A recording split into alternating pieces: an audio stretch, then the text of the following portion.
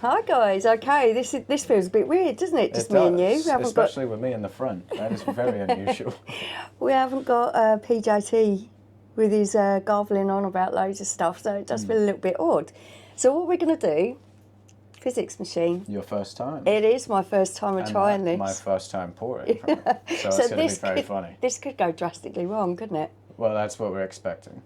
We're hoping it doesn't, but it could do. So what we're deciding to put through it is Delirium Strong Belgian beer. This one is a particular favourite of mine.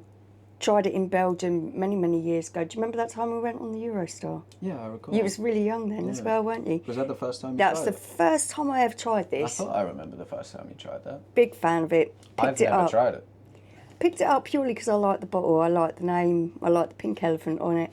So it's a 330ml bottle, coming in at 8.4, so it's a big hitter. I didn't know it was so strong.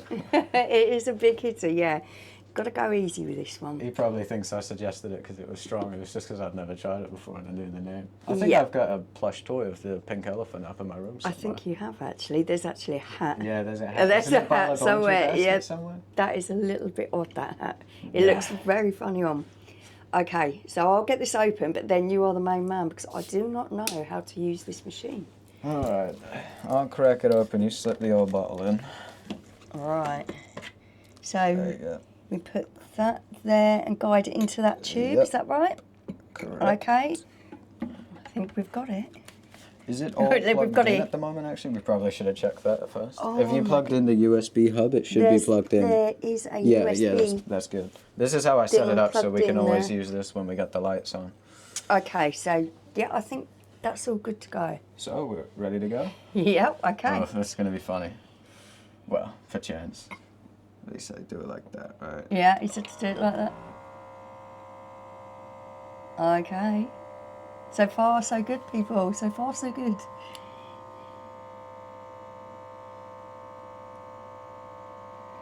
And then at the end, pull it back. Yeah, okay.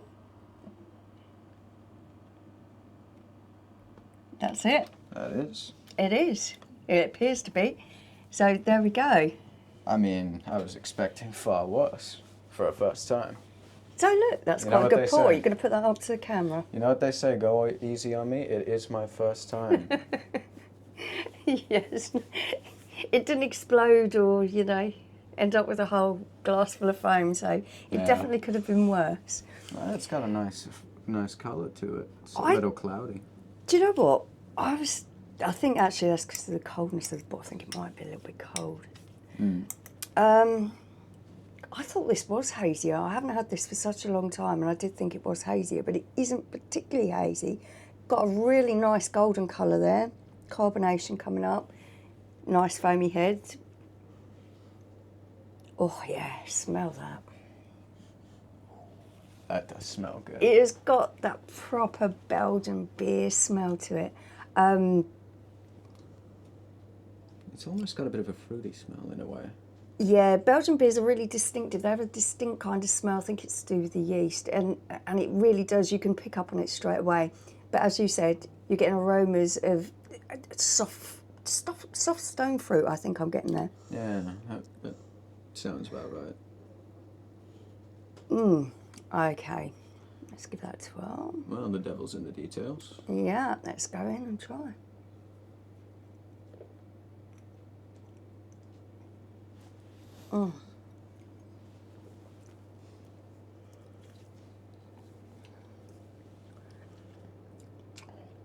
Yeah, wonderful bready malt to this. It really is quite soft, isn't it, on the mouthfeel? The carbonation's soft. That is really quite nice. It's got that sort of alcohol taste on the tongue, but in the nice way, not where it burns, like if you're doing a shot of Smirnoff. But it's got a nice warming feeling, especially as it goes down. Yeah. But it's pleasant, you know? It is. So first of all, I'm noticing those slightly bready, biscuity malt notes at the front.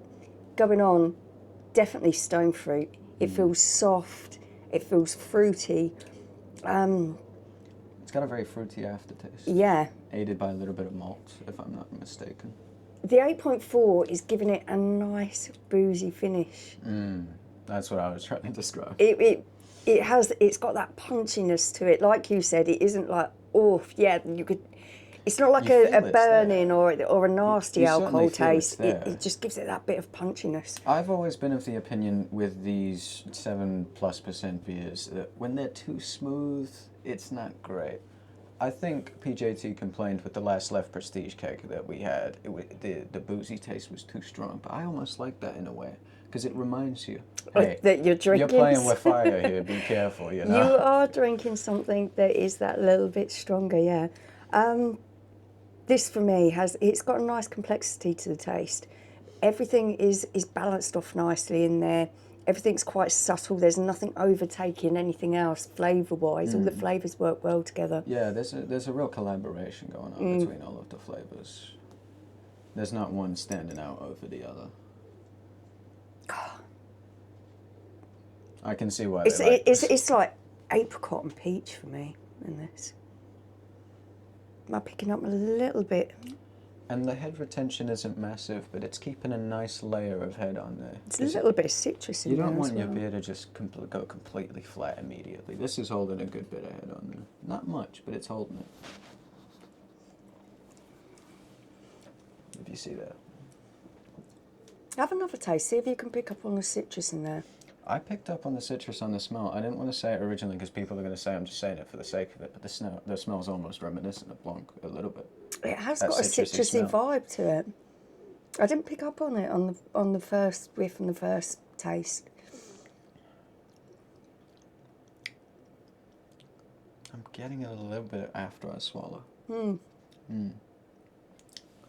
And it's got that warming feeling on the tongue afterwards. That's really quite nice. It does warm as it's going down. A little Most bit of certainly. central heating from this one, yeah.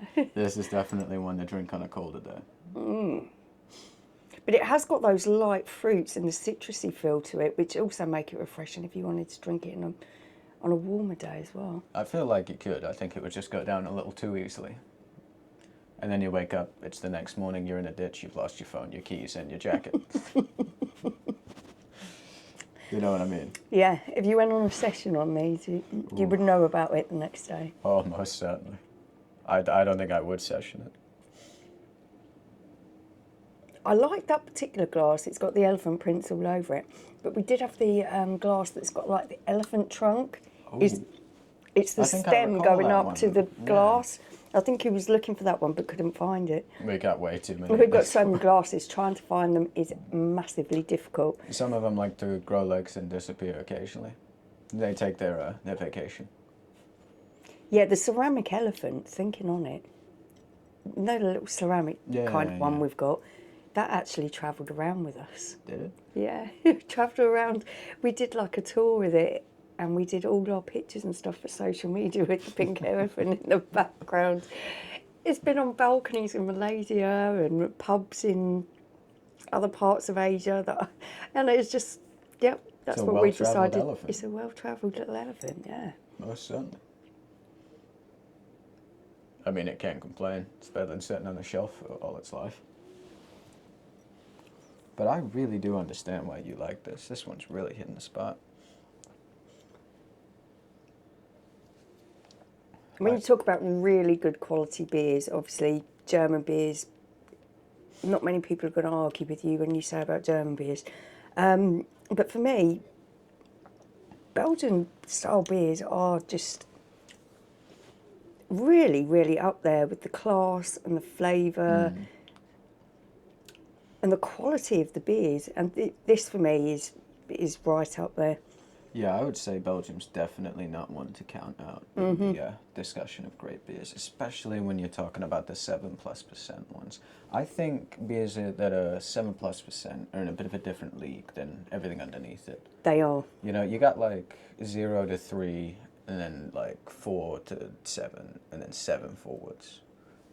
So, your first time on trying it, I know I've always rated this one highly. This one will be getting, I can't remember where I've gone with it before, but I've got a feeling it was probably, I rate my beer 9 out of 10. Before I rate I can see myself giving it that score because I've always liked it. I've always been a big fan of this beer. So this one might be a bit of a controversial take, but I see the rating system as quite an objective thing. And even if I'm throwing in subjectivity here, I can't see a single issue with this. It's nice to look at, it's nice to drink, it provides you with what you're expecting, you know, it's got a good smell to it. Mm-hmm. What's there not to like? I feel like Exactly, it deserves what a is 10, it? really. There we go. But there's no downside to it. So Sean's first ever time of trying Delirium, their original one, their blonde beer, he's giving it a 10 out of 10. I can't think of anything else worthy. There we go. Well, I mean, another worthy rating. I could think of more 10 out of 10 beers. Yeah, I can think that we're going to finish this off just to end the video on an empty glass. Good practice. Mm-hmm. Thank you.